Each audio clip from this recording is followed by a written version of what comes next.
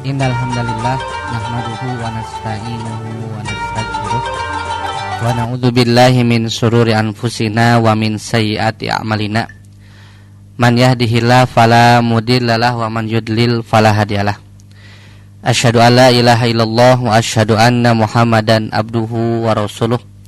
Allahumma shalli wa sallim ala Muhammad wa ala alihi wa sahbihi ajmain. Wa man tabi'ahum bi ihsan amma ba'du. Faqalallahu ta'ala fil Qur'anil Karim. A'udzu billahi minasyaitonir rajim. Ya ayyuhalladzina amanu kutiba alaikumusiyam kama kutiba alal ladzina min qablikum la'allakum tattaqun. Wa qala Rasulullah sallallahu alaihi wasallam man shoma ramadhana imanan wahtisaban ghufira lahu ma taqaddama min dzanbihi wa man qama ramadhana imanan wahtisaban ghufira lahu ma taqaddama min dzanbihi wal akhir wa man qama lailatal qadri imanan wahtisaban ghufira lahu ma taqaddama min dzanbihi. Bismillahirrahmanirrahim. Assalamualaikum warahmatullahi wabarakatuh. Alhamdulillahirabbil alamin. Segala puji bagi Allah Rabbul Alamin, Rabb pengurus alam semesta beserta seluruh isinya. Alhamdulillah rekan dakta yang sama-sama mengharap ridho dan magfirah Allah Subhanahu wa taala. Kembali lagi bersama saya Irham Ibadur Rahman, Taskil anggota Birgar Dakwah PD Persis Kota Bekasi, di program Mutiara Hikmah sore hari setiap hari Rabu, yang insya Allah bersama ditemani Pak Toto Wahyudi di studio Dakta 107 FM. Bijak berinformasi, cerdas berinteraksi, satu suara berjuta telinga. Nah, mudah-mudahan rekan Dakta dimanapun berada selalu di dalam lindungan Allah Subhanahu wa taala. Tidak terasa hari ini kita sudah memasuki penghujung bulan Sya'ban, di hari ke-30 Sya'ban ya. Walaupun sebagian umat Islam saudara kita ada yang sudah mulai melaksanakan ibadah saum Ramadan di tahun 1447 Hijriah ini. Mudah-mudahan perbedaan yang terjadi terkhusus di negara kita Indonesia Raya ini tidak menjadi perdebatan yang berkelanjutan. Akan tetapi mudah-mudahan perbedaan ini bisa menjadi satu kesatuan umat ya, yang menjadikan persatuan Islam, di mana umat Islam bersatu dalam persatuan Islam, agar tidak sampai perbedaan itu menjadikan muslim terpecah belah, apalagi sampai bertumpah darah. Nauzubillahi min dzalik. Nah, rekan dakta yang sama-sama mengharap ridho dan magfirah Allah, insyaallah malam nanti sebagaimana Kementerian Agama sudah mengumumkan bahwasannya kita akan melaksanakan ibadah saum Ramadan di hari besok di tanggal 19 Februari 2026 Masehi atau bertepatan dengan 1 Syawal 1447 Hijriah. Itu berarti malam nanti insyaallah kita akan sama-sama memulai pelaksanaan ibadah Qiyamul Ramadan, pelaksanaan sholat tarawih ya. Jangan lupa bagi para muslim ya, apalagi laki-laki juga muslimah ya, yang bisa menyempatkan meluangkan waktu untuk melaksanakan ibadah sholat tarawih baik di masjid ataupun di rumah. Mudah-mudahan kita berharap, berdoa kepada Allah agar Allah memberikan kekuatan, keistiqomahan dimulai dari awal Ramadan malam nanti sampai akhir bulan Ramadan, sehingga kita mendapatkan predikat takwa, sertifikat takwa, sukses ibadah Ramadan dan tidak celaka pada bulan Ramadan. Amin ya rabbal alamin. Nah, rekan dakta yang sama-sama mengharap ridho dan magfirah Allah Subhanahu wa taala. Tidak dipungkiri bahwasannya setiap bulan yang mendatangi kita, termasuk bulan Ramadan ini, Di dalam bulan Ramadan tentunya ada rangkaian ibadah saum yang harus diamalkan dengan keseriusan. Serius di sini berarti bukan asal-asalan, karena Nabi Shallallahu Alaihi Wasallam di berbagai hadis menyebutkan harus dengan iman dan ihtisab. Kalimat ini sering terngiang di telinga kita ya. Rekan Dakta bersama saya pribadi pun mungkin istilahnya sudah jenuh, sudah sering kita mendengar para ustadz, kiai, mubalik menyampaikan kalimat imanan dan ihtisaban. Nah, karena mau tidak mau kita akan menghadapi atau mendengar kalimat-kalimat seperti itu di bulan Ramadan. Karena memang yang berkaitan hadis-hadis dengan bulan Ramadan yaitu memang tentang hadis imanan dan ihtisaban. Jadi rekan Dakta yang sama-sama mengharap ridho dan maghfirah Allah, inti hadis pokok bulan Ramadan itu ada 3 hadis. Nah, ini di dalam kitab Sahih Al-Bukhari bab Fadli Lailatul Qadri di nomor 2014. Nah, kalau di Sahih Muslim di bab At-Targhib fi Qiyam Ramadan nomor 1817 alias 1817. Nah, bahwasanya yang menjadi inti hadis di bulan Ramadan itu ada 3. Yang pertama, man shoma Ramadana imanan wahtisaban ghufira lahu ma taqaddama min dzanbi. Nanti yang kedua, man qoma Ramadana imanan wahtisaban ghufira lahu ma taqaddama min dzanbi. Dan yang terakhir, man qoma lailatal qadri imanan wahtisaban ghufira lahu ma taqaddama min dzanbi. Dari ketiga hadis ini, baik man shoma Ramadan, baik man qoma Ramadan dan man qoma lailatal qadri, semuanya bersyarat imanan wahtisaban. Bersyaratkan harus dengan iman dan ihtisab. Nah, rekan Dakta yang pertama, hadis pertama, kita sama-sama mengetahui, bahkan kita sampai hafal mungkin ya, sebagaimana ayat tentang ibadah saum Ramadan disampaikan oleh Ustadz, ya ayyuhalladzina amanu kutiba alaikumusiyam kama kutiba alal ladzina min qablikum la'allakum tattaqun. Sama seperti hanya hadis tentang saum Ramadan, man shoma ramadana imanan wahtisaban ghufira lahu ma taqaddama min dzanbi. Karena kita sering mendengar, sering tersampaikan di masjid, di mimbar-mimbar di bulan Ramadan, itu sampai-sampai kita yang tidak menghafalnya pun kita hafal sendiri karena saking sering.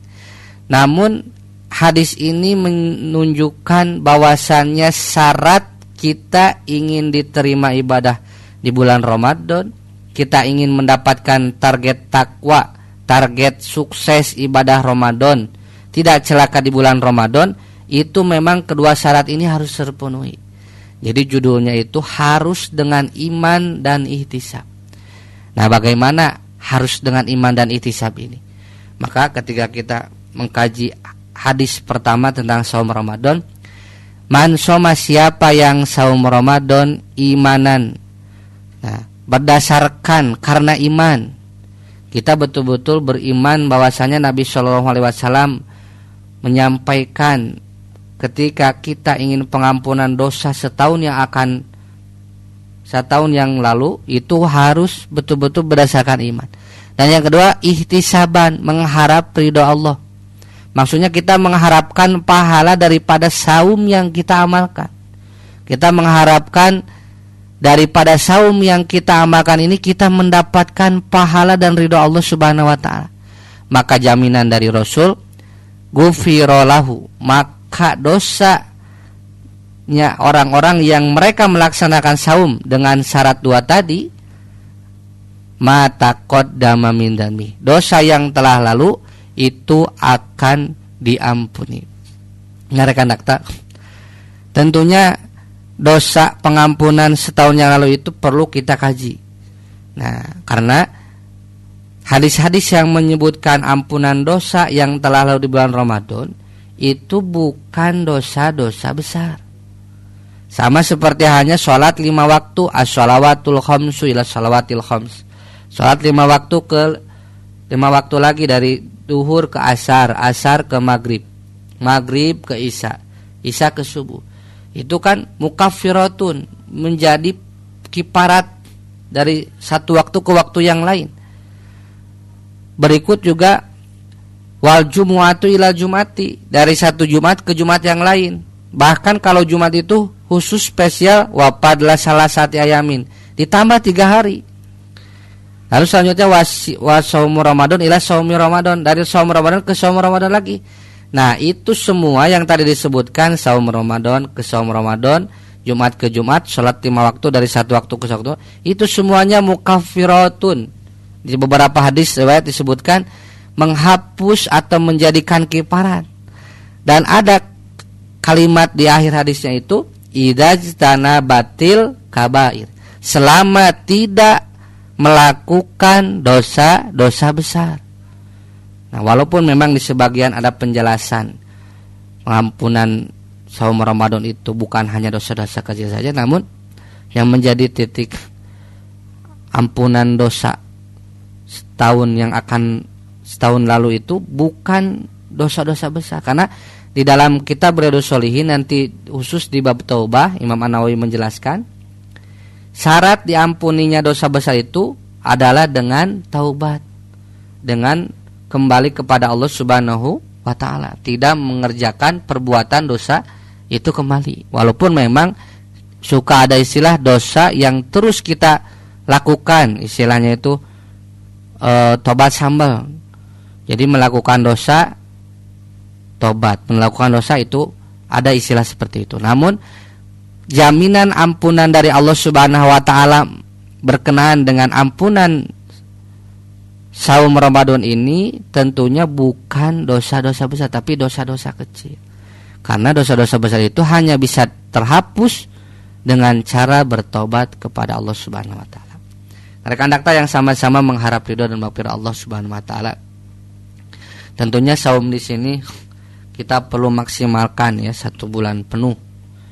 Nah, hari ini teman-teman kita, saudara kita muslim ya, teman-teman dari Muhammadiyah, hari ini sudah melaksanakan ibadah saum Ramadan. Nah, kita hargai, karena memang ketika kita perhatikan muncul di Instagram, media sosial, apalagi ya konten-konten kreator hari ini, mereka yang pasangan yang berbeda mazhab antara orang yang saum hari ini dan saum besok itu hari ini viral banyak ya, berseliweran di media sosial.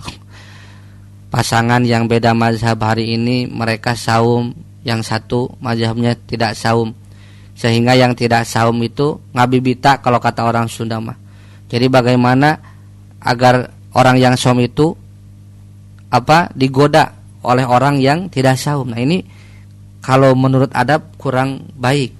Seharusnya orang-orang yang betul-betul hari ini melaksanakan saum itu juga mesti kita hargai, karena mereka pun mempunyai ijtihad masing-masing. Walaupun memang mayoritas kebanyakan di kita ya mayoritas ikut kepada keputusan Kementerian Agama atau kepada pemerintah. Nah, mudah-mudahan di bulan Ramadan 1447 Hijriah ini kita memaksimalkan sebulan penuh untuk melaksanakan ibadah saum Ramadan. Lalu yang selanjutnya rekan dakta yang sama-sama mengharap ridha dan maghfirah Allah, yang tidak kalah penting daripada inti hadis di bulan Ramadan itu adalah hadis yang kedua, yaitu man koma. Nah, kalau yang pertama tadi man soma, nah kalau yang kedua ini man koma, siapa yang koma, berdiri qiyam. Nah, perlu diketahui bahwasanya sholat yang kita kenal dengan istilah sholat tarawih, nah itu nama lainnya adalah sholat qiyam Ramadan, qiyam berdiri di bulan Ramadan. Ya, nama lainnya sholat malam, sholatul lail, sholat qiyam Ramadan, atau sholat tahajud. Nah, itu semua nama-nama itu sama, masih merujuk pada sholat malam. Coba kenapa kita biasa disebut sholat tarawih? Nah, tarawih itu jama dari tarwihah. Tarawih itu beberapa kali istirahat, sedangkan tarwihah itu sekali istirahat. Makanya tidak aneh sholat tarawih atau tarawih itu kita ada istirahatnya. Kalau yang formasi 11 rakaat, misalkan formasinya 2 rakaat istirahat, 2 rakaat yang 2 rakaatnya 4 kali ditutup witir 3. Ada yang 2 rakaatnya 5 kali ditutup witir 1. Ada juga yang nanti 4 rakaat istirahat, 4 rakaat istirahat lalu witir 3 ditutup 3. Nah, itu baik formasi yang 2 2 2 2 3, 2 2 2 2 2 1 ataupun 4 4 3 itu pasti ada jeda istirahat. Pun demikian teman-teman kita yang melaksanakan 23 rakaat itu sama ada istirahatnya. Maka kenapa itu dinamakan sholat tarawih atau sholat tarawih. Jadi tarawih itu jama dari tarwihah. Tarwihah itu sekali istirahat, tarawih jama beberapa kali istirahat. Nah, jadi sholat tulail, sholat malam, sholat tahajud, sholat tarawih, sholat tarawih, qiyamul Ramadan itu namanya masih sama. Cuma memang khusus di bulan Ramadan disebutnya sholat tarawih atau nama lainnya sholat qiyamul Ramadan. Kenapa? Karena dari hadis tadi man qoma Ramadan. Nah, sholat tarawih ini pun sama rekan dakta, perlu dengan syarat imanan wahtisaban. Harus dengan iman dan ihtisab. Nah, tentunya iman ihtisab ini melekat bukan hanya pada ibadah saum saja, tetapi kepada ibadah qiyamul Ramadan pun syarat imanan dan ihtisaban ini pun melekat. Kenapa? Nah, bagaimana agar kita mencapai iman dan ihtisaban dalam melaksanakan sholat tarawih? Nah, dikarenakan tidak ada keterangan sholat malam itu pendek, nah makanya kalau sampai hari ini kita masih mohon maaf mencari masjid, mencari imam yang hanya bacaannya pendek saja, nah kita dikhawatirkan tidak termasuk kategori yang imanan wahtisaban. Karena tidak ada keterangannya sholat malam Nabi itu pendek. Nah, sholat malam Nabi itu tidak seperti hanya pada umumnya yang kita praktekkan hari ini. Sahabat Ibnu Mas'ud menjelaskan bahwasanya rata-rata sholat malam Rasulullah SAW itu membaca 20 surat dalam 10 rakaat. Atau setiap satu rakaatnya itu 2 surat. Jadi kalau Nabi sholat malam itu yang pertama kalau satu rakaatnya itu surat Ar-Rahman dan surat An-Najm itu satu rakaat. Terus surat Iqtarobat ya, surat Al-Qamar dan Al-Haqqah, At-Tur, Az-Zariyat ya, Al-Waqiah, Al-Qalam, Al-Ma'arij dan An-Najat. Yang paling pendek Nabi itu dalam satu surat Al-Mutaffifin dan surat Abasa, Al-Mudassir, Al-Mujamil atau Al-Insan dan Al-Qiyamah. Terus An-Naba sama Al-Mursalat, Ad-Dukhan dan At-Takwir. Nah, ini di Sunan Abi Daud dijelaskan di kitab Syahri Ramadan bab Tahzibil Quran nomor 1398. Jadi kalau dirata-ratakan ke dalam juz, berarti setiap malam Rasulullah SAW kurang lebih membaca 2 juz Al-Quran. Akan tetapi dalam hadis Abdullah bin Amr, Nabi SAW sendiri menganjurkan cukup 1 juz setiap malam. Nah, ini yang masih kita jarang temui rekan dakta. Ada masjid ataupun yang melaksanakan ibadah tarawih tapi mereka memprogramkan 1 hari 1 juz. Dan langkah hari ini kita menemukan masjid-masjid seperti itu. Karena prioritas umat Islam umumnya pada hari ini bagaimana cara mencari imam tarawih masjid yang tarawihnya tidak lama. Nah, ini perlu lagi kita muhasabah diri. Syarat imanan wahtisaban itu perlunya kita bisa menikmati bacaan Al-Quran yang dibacakan oleh imam, terlepas dari enak atau tidak, karena biasanya masjid-masjid hari ini selektif dalam mengundang imam masjid. Jadi agar kita ingin imanan ihtisaban itu kita raih dalam sholat tarawih, apalagi di setiap bulan Ramadan, khusus di bulan ini. Nah, kita minimal jangan pernah mengeluh, jangan pernah ngedumel. Kalau kata orang Sunda mah kuku lutus. kalau seandainya kita menemukan ada imam yang membaca bacaan sholat tarawih itu panjang, yang misalkan pada umumnya 8:30 beres, sekarang jam 9 baru beres.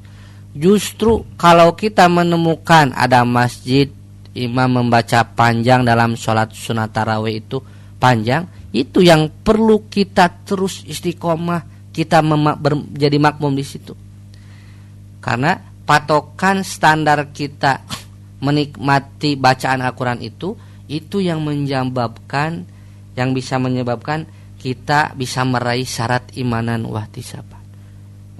Kalaupun memang ada keterangan kalaulah mengimami itu harus mengerti kondisi makmum.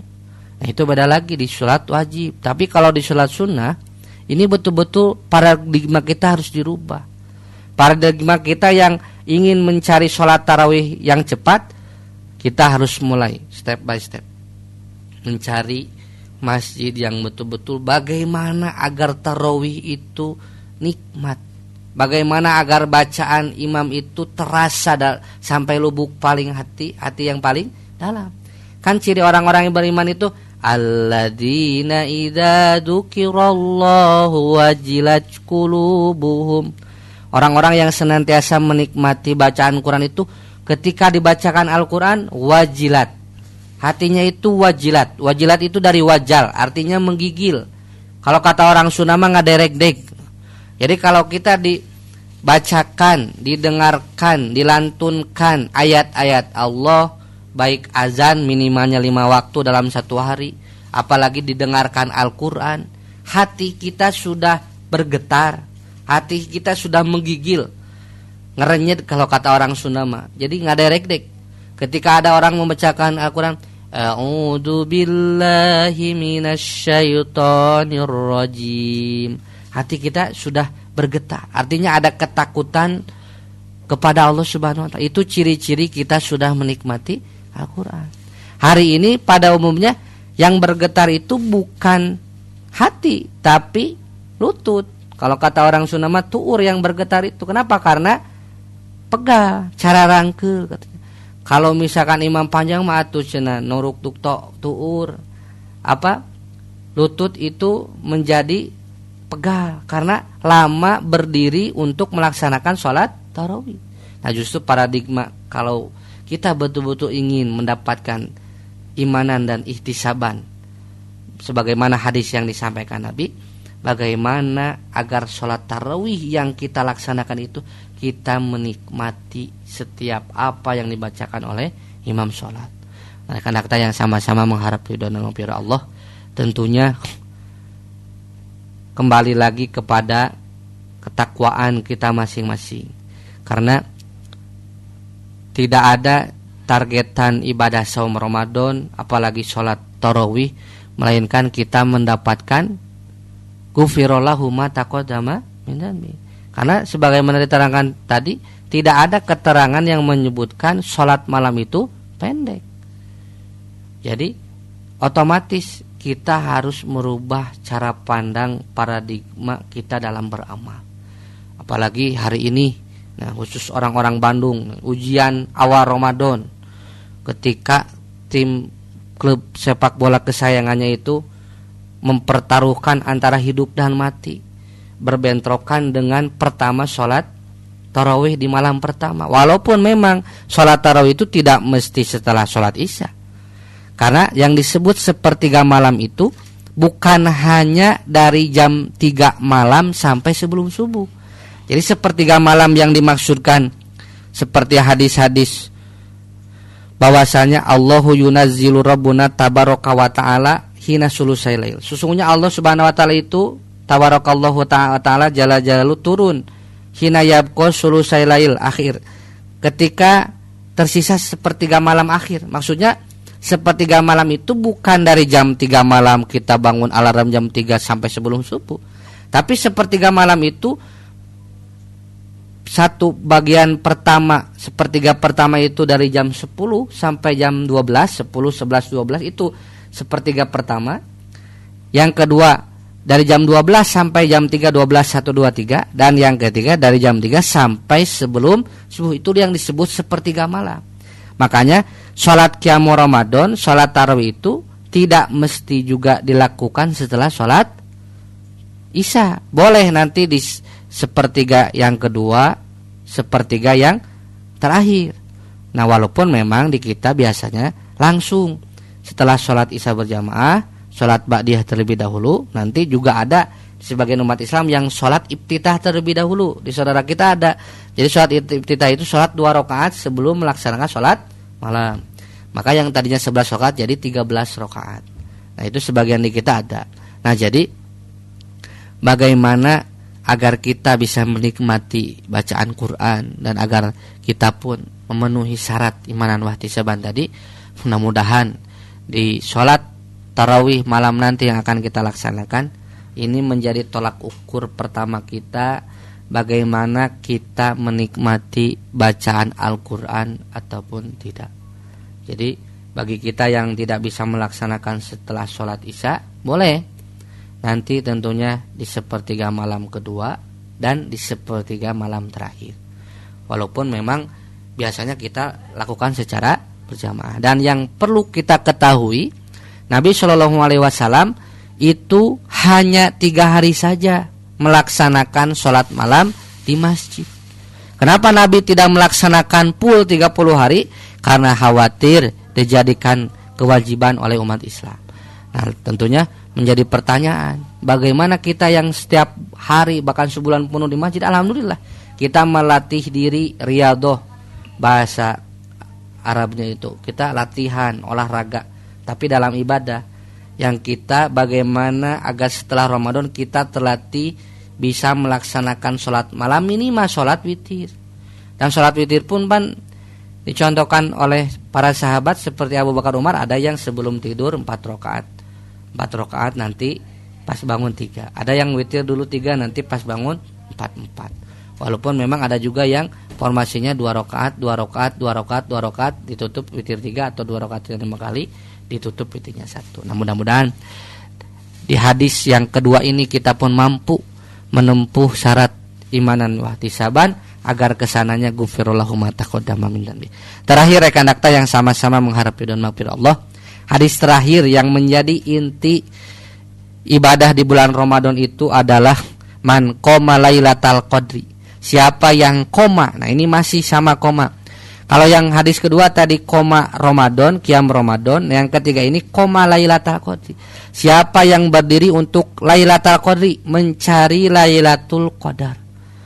Nah, mohon maaf sampai hari ini jangan sampai kita baca surat Al-Qadar, kita hafal surat Al-Qadar, tapi kita tidak pernah sama sekali mencari Lailatul Qadar. Jadi jangan sampai kita baca surat Al-Qadar hafal tapi belum sama sekali seumur hidup kita mencari Lailatul Qadar. Walaupun Lailatul Qadar di sini dengan anjuran ibadah itikaf tidak sampai wajib. Karena kata Nabi, paman yuhibbu an ya'takifa falyatakif. Siapa yang mau itikaf falyatakif. Jadi hadisnya anjuran tidak sampai wajib. Tapi yang mesti kita ketahui, Rasulullah Nabi Muhammad SAW itu selama hayat hidupnya tidak pernah meninggalkan yang namanya itikaf. Lalu pertanyaannya, bagaimana kita yang tidak mampu 10 hari full? Karena kan itikaf itu 10 hari. Nah, maka Rasulullah SAW di dalam kitab-kitab hadis, Sahih Bukhari dan Muslim menjelaskan, kita yang tidak mampu mencari 10 malam terakhir full standby di masjid, maka kata Nabi, taharrau lailatal qadri fil witri min asil awahir min Ramadan. Cari di bilangan-bilangan ganjil di bulan Ramadan. Kalau 10 hari itu 21 sampai 30, berarti hari-hari ganjil itu iltamisuha fil witri. Carilah oleh kalian di bilangan-bilangan ganjil min asil awahir. Berarti 21, 23, 25, 27 dan 29. Berarti 5 hari. Nah, dan minimal kata Nabi di dalam hadis itu minimal 3 hari. Kalau minimal 3 hari berarti 25, 27 dan 29. Maka minimalnya itu 3 hari. Nah, ini senada dengan hadis Nabi, idza dakhalal asrul awahir, ketika 10 hari terakhir masuk bulan Ramadan, Nabi itu syadda mizarhu, Nabi mempererat, mempergiat, lebih disiplin lagi, lebih semangat lagi. Sadami zaruhu, mempererat ikat sarungnya. Jadi lebih giat lagi. Mengencangkan sarungnya artinya lebih semangat. Yang pertama lebih semangat lagi beribadah, yang kedua wa aiqadu aluna ini. Kita mesti aiqadu membangunkan alau keluarga.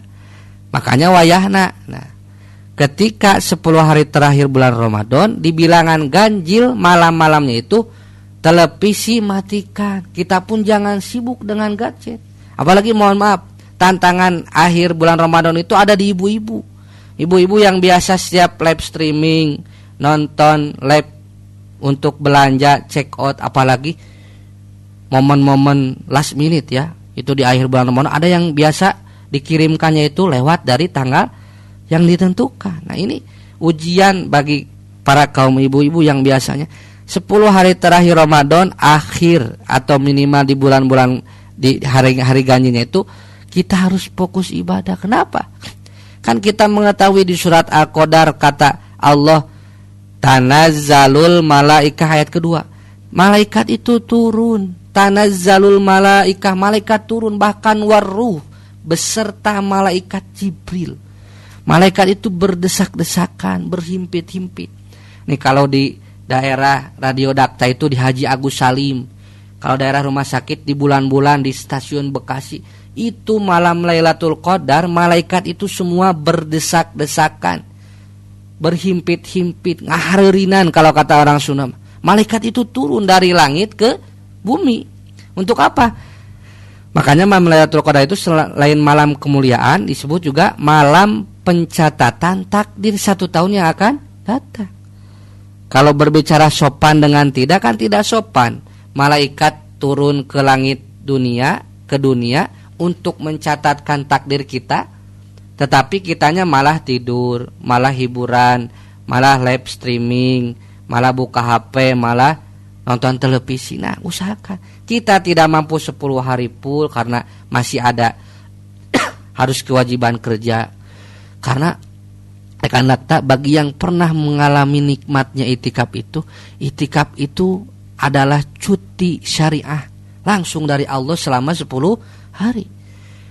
Kalau saya pribadi sering menyayangkan orang-orang yang mereka mampu memprioritaskan umroh.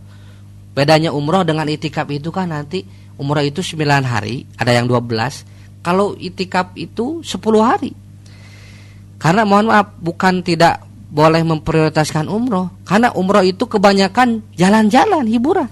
Tapi kalau itikaf itu betul-betul itikaf, berdiam diri di masjid 10 hari pun. Makanya ini merupakan cuti syariah dari Allah Subhanahu wa taala yang tidak akan kita dapati dari siapapun. Kita kerja di lembaga, kita kerja di instansi, hanya mendapatkan 12 hari dalam 1 tahun. Ada yang lebih, ada yang kurang dari itu. Tapi cuti syariah yang Allah tawarkan setahun sekali 10 hari 10 malam ini pantang untuk kita tinggalkan. Nah, kita yang tidak mampu 10 hari tadi, berdasarkan hadis Nabi, minimal cari di malam-malam ganjil. Makanya kata Nabi, idza dakhalal ashrul awahir sadami zaruhu. Ketika 10 hari terakhir masuk bulan Ramadan, Nabi giat lagi beribadah, tidak melempem. Lalu aiqadu Allah membangunkan keluarganya. Nabi itu selepal Nabi Muhammad sering membangunkan menantunya Ali bin Abi Thalib yang beristrikan Fatimah. Bahkan di hadis itu Nabi sampai gegedor. Kalau gegedor itu istilah orang Sunda, bahasa Indonesianya mengetuk pintu rumah Ali dan Fatimah, digedor. Langsung Nabi ngomong kepada mereka, kepada Ali dan Fatimah, ala tusoliani, kenapa kalian berdua tidak sholat malam? Maka Ali dan Fatimah beralasan kepada Nabi, bukannya kita itu ada di genggaman Allah, ketika kita bangun ya bangun, ketika tidak bangun ya tidak bangun. Maka kata Nabi, wa kanal insanu aksaru syai'in jadala, dasar manusia itu sering banyak alasan. Level Nabi, sosok qudwah hasanah teladan kita, itu masih membangunkan menantunya, bukan hanya anaknya. Nabi sosok teladan membangunkan menantunya Ali bin Abi Thalib. Maka aiqadu alu, bangunkan keluarga, istri, anak, untuk kita sama-sama beribadah. Apa saja yang dilakukan? Zikir, istighfar, berdoa. Kenapa? Karena kan di Quran surat Al-Qadar yang kita kalau pahami artinya kan, tanazzalul malaikatu warruhu fiha biidzni rabbihim min kulli amrin. Seluruh bin kulli amrin, seluruh perkara. Maksudnya apa? Kita ibadah, kalau bertepatan doa-doa kita tersampaikan di malam betul-betul Lailatul Qadar itu turun, maka min kulli amrin, seluruh perkara apapun, masalah kesehatan, ekonomi, rumah tangga, masalah anak, cucu, bagaimana maslahat dunia akhiratnya, pendidikan, semua kita sampaikan doa-doa harapan kita. Kalau bertepatan dengan malam Lailatul Qadar, insya Allah itu akan mustajab. Makanya nama lain daripada malam Lailatul Qadar itu, selain nama malam kemuliaan, malam yang sempit, malam pencatatan takdir. Karena memang hanya sampai sebelum subuh, hatta matlail fajr, salamun hiya matlail fajr, sampai sebelum nanti orang-orang pada bangunin sahur seperti itu. Makanya pantang untuk kita tidak membangun keluarga. Dan yang terakhir rekan akta, wa ahya lailahu, ini anjuran Nabi. Wa ahya lailahu itu, maka ahya lailahu, hidupkan malam-malamnya. Nah ini bagi kita yang tidak mampu 10 hari ya, para penyiar radio, para guru, para karyawan nakes, apalagi perawat, tidak mampu kita itu 10 hari di masjid tiap tahun. Bayangkan masuk bulan Ramadan belum pernah itikaf. Selamat 20 tahun, 30 tahun, 40 tahun kita teh hafal surat Al-Qadar, tapi belum pernah sama sekali dalam satu waktu aja, 1 tahun sekali kita mencari Lailatul Qadar. Minimal kata Nabi, ahya lailahu, cari di malam-malamnya. Tadi di malam 21, 23, 25, 27, 29, di 5 hari ya. Nah minimal iltamisuha fil witri, cari di malam-malam ganjil, minimal 25, 27, dan 29. Nah rekan dakta, sang sama-sama mengharap ridho dan maghfirah Allah. Bagaimana tentunya yang jadi pertanyaan kebanyakan kaum muslimin, apa ciri Lailatul Qadar itu terjadi? Memang zaman Nabi dulu ketika Nabi sujud di masjid, tentu masjidnya belum beralaskan karpet yang nyaman seperti hari ini. Kata sahabat, dulu Nabi setelah bangkit dari sujud, kepala Nabi itu, nah kalau kata orang Sunda itu taar Nabi itu ya, jidatnya Nabi itu basah karena malamnya turun hujan. Maka kata Nabi, tadi malam telah terjadi Lailatul Qadar. Maka sebagian ulama menjelaskan, Lailatul Qadar itu Allah pergilirkan di malam-malam ganjil.